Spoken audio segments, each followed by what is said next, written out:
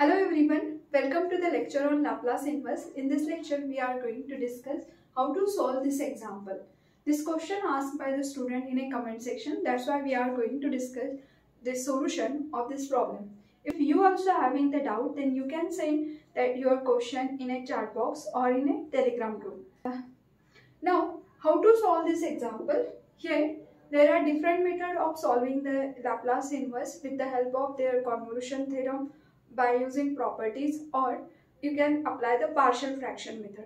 In this example, I am not going to use any method, that is a convolution, partial fraction, or properties. We can solve this question directly. That concept I will discuss. But to understand the question, you must have the basic knowledge about the Laplace formulas, properties, and their examples, basic examples. That complete video playlist you can find in a description box or at the end of this video. You must watch that video stepwise so that your idea will be clear and you can solve this type of example by yourself. You don't need any help to solve this type of example once your idea will be clear. So let's see how to solve this example. Here we have given the function. Let's suppose this s function we denote by the notation y bar of s. In some books you may find the notation capital Y of s. So there is a simple notation to denote the function. So here y bar of s equal to given function is s square plus 6s plus 5 divided by s in bracket s square plus 4s plus 5. Now if you observe this numerator and denominator term, both contain a quadratic equation and it is near about same, only the coefficient of s is different. It is a 6s and here it is a 4s. But 6 we can write 4 plus 2. So here this numerator term I will change in s square plus 4s plus 5 plus 2s, because 4 plus 2 is 6. So here 6 we can write 4 plus 2 because of this denominator term. And this numerator term keep as it is. So here this denominator term I will write here as it is.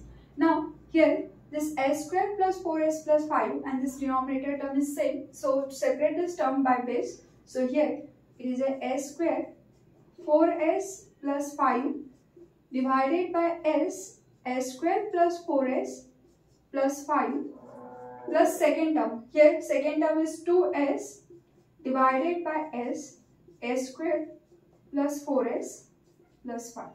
Now similar term you can cancel out. So here this numerator bracket and this term is similar. So you can cancel out this term. So we get 1 upon s. Remaining is 1 upon s. And here this s get cancelled. So remaining is 2 upon s square plus 4s plus 5. And whenever we solve the Laplace inverse, that time we require the standard formulas. अगर ये question standard formulas में convert हो गया, तो we can solve that Laplace inverse easily. So here Laplace inverse of 1 upon s is 1, that is a known, and this term we require the perfect square formula because s plus 1, s plus s square plus a square, these are the standard formulas. Now here we require the perfect square formula for standard form. So here I will write this term as 1 upon s as it is, 2 as it is. This term we can write s square plus 4s plus 4 plus 1. Just 5 we can write 4 plus 1. अब ये कैसे decide किया 4 plus 1 लिखना है, क्योंकि यहाँ पे perfect square के फॉर्म के लिए मिडल टर्म जो होता है that we have to see. Here perfect square form के लिए मिडल टर्म यहाँ पे 4. That 4 we have to divide by 2 and its square add and subtract in this term so that it will be converted into perfect square form. So middle term is here 4. 4 divided by 2. 4 divided by 2 is 2 and 2 square is 4. So this 4 we have to add and subtract in this term. So here 4 I have added. So it is a plus 4 and minus 4. So 5 minus 4 is 1. So that's why we get here 1. Now here this is a perfect square formula. So therefore it is 1 upon s plus 2 upon s plus 1 s plus 2 bracket square plus 1. So this is a perfect square formula of s plus 2 bracket square plus 1.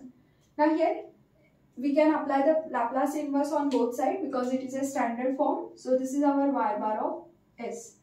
Apply the Laplace inverse on both sides. So here Laplace inverse of y bar of s equal to Laplace inverse of 1 upon s plus 2 Laplace inverse of 1 upon s plus 2 bracket square plus 1.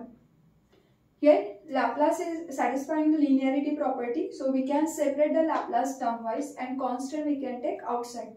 That's why when I am applying the Laplace inverse on this term, so I have separated that term and constant 2 we can take outside because of linearity. Now here Laplace inverse of 1 upon s is 1 plus 2. Now see here, if we have given any term which contain s plus something or s minus something, so to understand this Laplace inverse, फिलहाल के लिए इस plus 2 को यहाँ पे नहीं है ऐसे assume करो. So if this 2 we have to skip, then it is a 1 upon s square plus 1 and it is a formula of Laplace of sin t. क्योंकि sin t का Laplace क्या होता है 1 upon s square plus 1. तो यहाँ पे भी answer क्या आएगा sin t. और s में अगर आप कुछ ऐड या सब्ट्रैक्ट करते हैं तो that we do by using the shifting property. तो यहाँ पे s में प्लस 2 किया है, so that's why we can take e raised to the power minus 2t. अगर यहाँ पे प्लस है तो we have to take e raised to the power minus. If it is a minus, then we have to take e raised to the power plus. That is by shifting property. And here Laplace inverse of y bar of s. This is the answer in the form of t. So Laplace inverse of y bar s is y of t. The answer of our question is y of t equal to 1 plus 2 e raised to the power minus 2t into sin t. So this is our answer of our question.